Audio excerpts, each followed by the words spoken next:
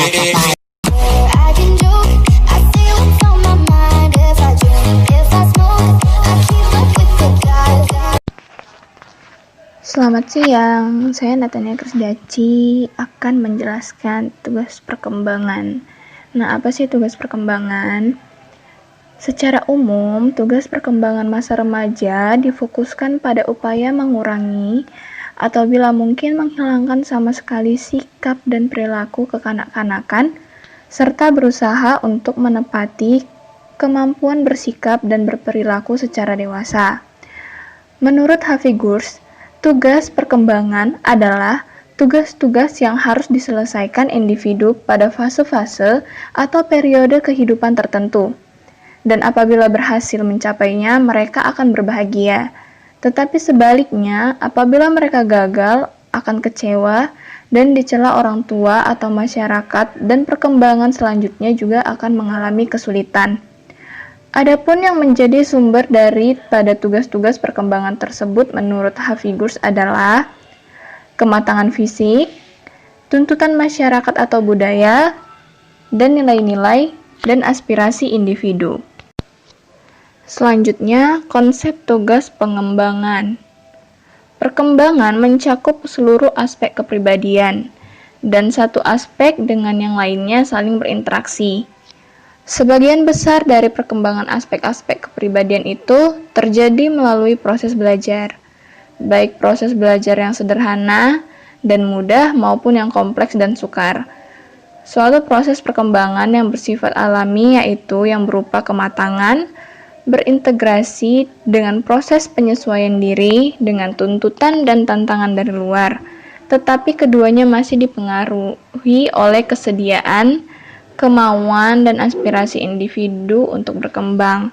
Nah, jadi konsep tugas pengembangan ini itu merupakan aspek yang satu berhubungan dengan aspek yang lainnya, dan pengembangan aspek-aspek ini itu melalui proses belajar maupun yang sederhana maupun yang kompleks. Dan untuk perkembangannya sendiri itu masih dipengaruhi oleh kesediaan atau kemauan dari individu itu sendiri.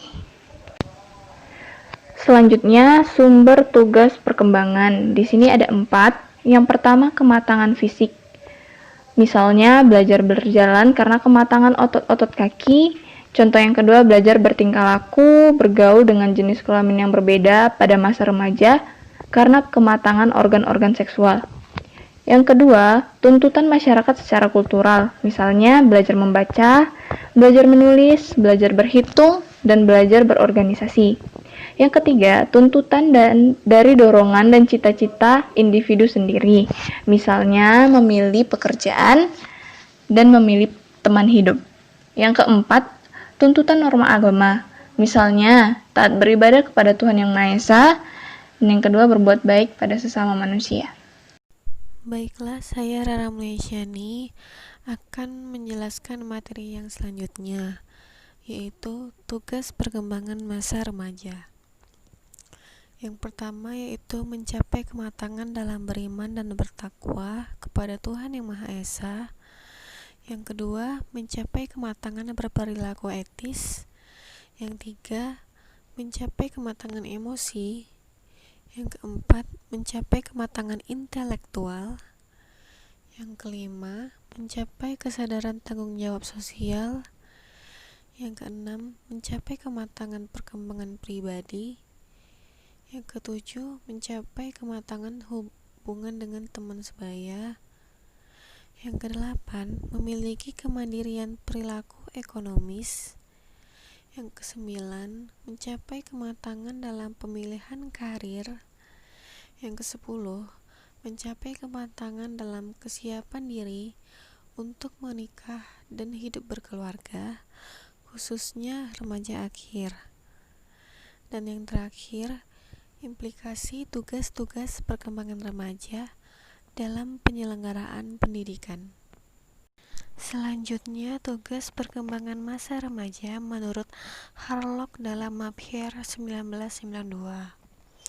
Adapun tugas-tugas perkembangan masa remaja menurut Harlock dalam Mafia 1992 adalah berusaha agar yang pertama mampu menerima keadaan fisiknya, yang kedua mampu menerima dan memahami peran seks usia dewasa, yang ketiga mampu membina hubungan baik dengan anggota kelompok yang berlainan jenis, yang keempat mencapai kemandirian emosional, yang kelima mencapai kemandirian ekonomi, yang keenam mengembangkan konsep dan keterampilan intelektual, yang ketujuh memahami dan menginternalisasi nilai-nilai orang dewasa dan orang tua, yang kedelapan mengembangkan perilaku tanggung jawab sosial, yang kesembilan mempersiapkan diri untuk memasuki perkawinan.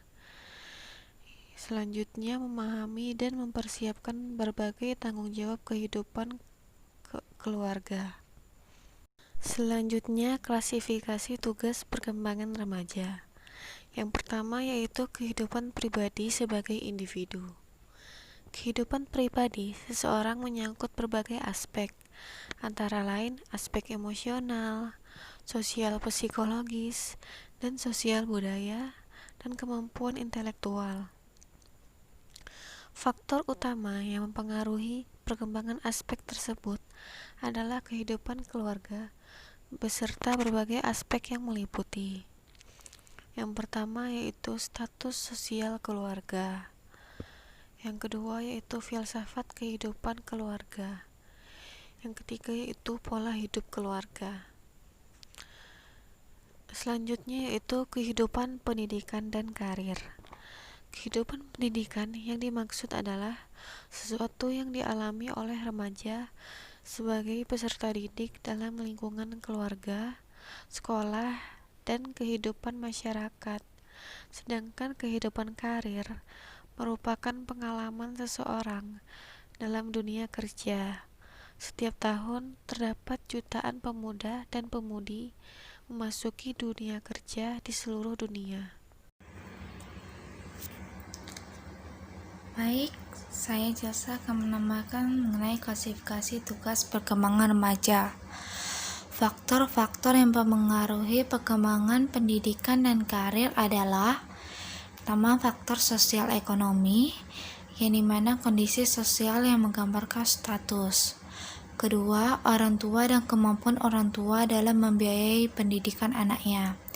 Tiga, faktor lingkungan terdiri atas tiga hal. Pertama, lingkungan kehidupan masyarakat. Dua, lingkungan kehidupan sekolah. Tiga, lingkungan teman sebaya. Kemudian yang keempat, faktor pandangan hidup merupakan bagian yang terbentuk karena lingkungan. Kemudian kelima, faktor keluarga. Tugas perkembangan remaja dalam hubungannya dengan persiapan mereka untuk memasuki kehidupan baru, yaitu kehidupan berkeluarga. Pada pembahasan sebelumnya telah dijelaskan bahwa secara biologis pertumbuhan remaja telah menyampai kematangan seksual dan telah siap melakukan fungsi reproduksi. Kematangan fungsi seksual tersebut berpengaruh terhadap dorongan seksual remaja dan mulai tertarik kepada lawan jenis. Dorongan seksual pada masa remaja cukup kuat, sehingga diperlukan persiapan secara matap tentang hal-hal yang berhubungan dengan perkawinan, karena masalah tersebut mendasari pemikiran mereka untuk mulai menetapkan pasangan hidupnya. Yang C, hukum-hukum perkembangan. Yang pertama, hukum kepala kundal. Hukum ini menyatakan bahwa pertumbuhan fisik dimulai dari kepala ke arah kaki. Kemudian yang kedua, hukum proksimodistal. Hukum ini menyatakan bahwa pertumbuhan fisik berpusat pada sumbu dan mengarah ke tepi. Yang ketiga, hukum perkembangan terjadi dari umum ke khusus. Hukum ini menyatakan bahwa proses perkembangan yang dimulai dari hal-hal yang umum, kemudian sedikit demi sedikit meningkat ke hal-hal yang lebih khusus. Yang keempat, hukum perkembangan berlangsung dalam tahapan-tahapan perkembangan. Hukum ini menyatakan bahwa dalam proses perkembangan terjadi tahapan yang terbagi ke dalam masa-masa perkembangan, yang dimana di setiap masa perkembangan terdapat ciri-ciri perkembangan yang berbeda-beda. Kemudian yang terakhir, hukum tempo dan ritme perkembangan. Di hukum ini menyatakan bahwa tahapan perkembangan berlangsung secara berurutan, terus dan dalam tempo perkembangan yang relatif tetap serta berlaku umum.